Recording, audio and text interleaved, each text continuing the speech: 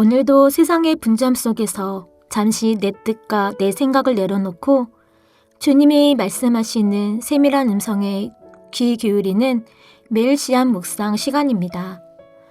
메마른 땅에 담비 내리듯 갈급한 우리 영혼에 은혜로 가득 채우시고 삶의 작은 부분까지 만져주실 주님의 임재를 소망하며 이제 겸손히 주님과 깊은 사귐의 교제가 있는 묵상의 자리로 나아가겠습니다. 먼저 성령님의 임재하심과 도우심을 위해 기도드리겠습니다. 거룩하신 성령 하나님, 오늘도 세상의 분주함 속에서 잠시 멈춰서서 나의 뜻과 생각을 내려놓고 주님 앞에 섭니다. 메마른 땅에 단비가 내리듯 갈급한 우리 영혼에 성령의 단비를 내려주시고 우리의 삶 작은 부분까지 어루만져 주시는 주님의 임재를 경험하는 시간이 되게 하옵소서. 진리의 영이신 성령님께서 이 시간 우리 마음을 조명하여 주시고 주님과 깊은 사귐이 있는 은혜를 허락하여 주실 줄 믿고 예수 그리스도의 이름으로 기도드립니다. 아멘. 하나님께서 오늘 우리에게 주신 말씀을 읽겠습니다. 먼저 구약 성경 시편 40편 5절 말씀입니다. 야훼 나의 하나님, 당신이 행하신 놀라운 일들과 당신이 우리에게서 보여주신 당신의 생각들이 참으로 큽니다. 주님과 같은 이는 아무도 없습니다. 이어서 신약 성경 마가복음 2장 12절 말씀입니다. 나은 사람이 일어나 곧바로 자기 침상을 들고 모든 사람들이 보는 앞에서 떠나가니 이들이 다 놀라서 하나님을 찬양하고 우리는 아직까지 이런 일을 본 적이 없다고 말하였다.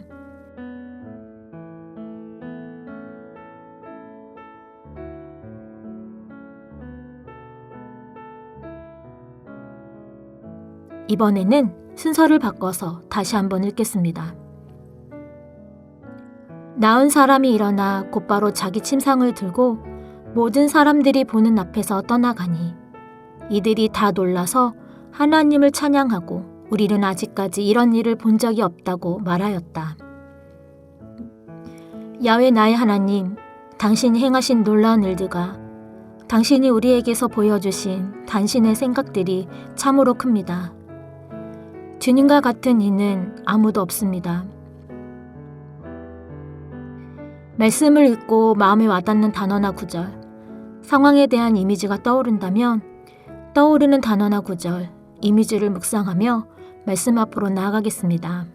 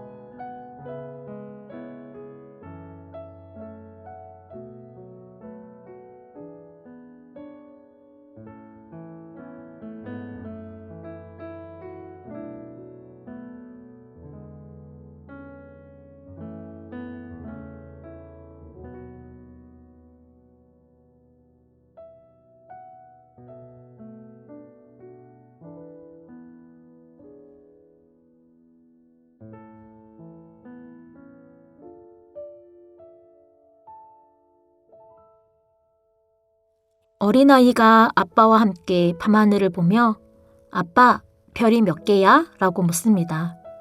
아빠가 셀 수 없이 많단다 라고 대답하면 아이는 자기 손가락 10개를 펴서 꼬물꼬물 세어보다가 금세 포기하고 말죠.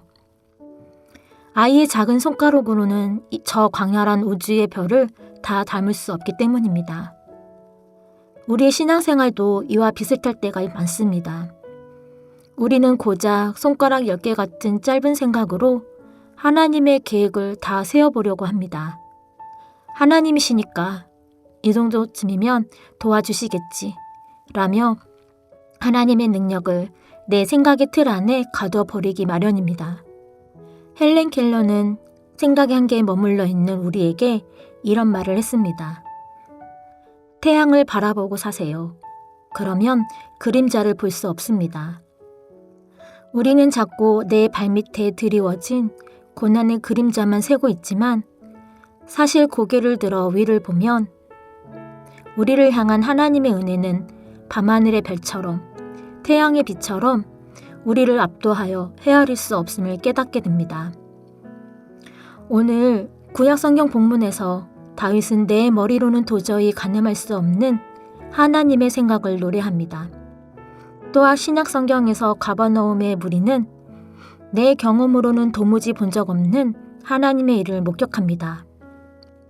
먼저 시편 40편 말씀을 보면 다윗은 지금 인생의 큰 위기에서 건짐을 받은 후 자신이 받은 은혜를 기록하고 있습니다. 여기서 우리는 아주 놀라운 표현을 발견합니다. 다윗은 하나님이 행하신 기적만 많다고 하지 않고 우리를 향하신 하나님의 생각도 많다고 고백합니다. 성도님, 누군가 성도님을 계속해서 생각하고 있다면 성도님은 어떤 마음이 드시겠습니까? 누군가 나를 생각하고 기도해주고 있다는 사실만큼 든든한 일이 또 있을까요? 부모가 멀리 떠나 있는 자녀를 위해 온종일 마음을 쓰듯 하나님은 다윗이 수렁 속에 있을 때도 웅덩이에서 허우적거릴 때도 한순간도 쉬지 않고 다윗을 생각하셨습니다.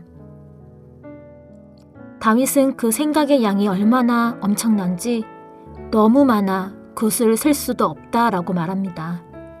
이것이 시편의 배경입니다.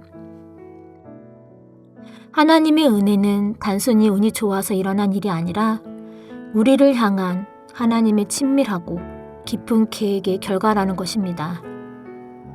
다윗은 내 머리로는 도저히 계산할 수 없는 하나님의 크고 넓은 그 거대한 사랑의 설계도를 발견하고 감격하고 있습니다.